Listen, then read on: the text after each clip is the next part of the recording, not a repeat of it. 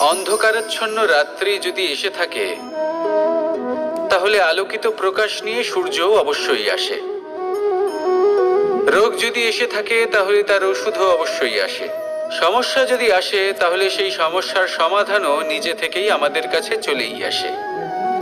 এই সংসার, এই জীবনের শুধুমাত্র একটাই নিয়ম আছে, আর তা হলো এটাই: এই সংসার হলো একটা চক্রের মতো। এতে শাশ্বত বলে কিছু নেই, নিত্য বলে কিছু নেই।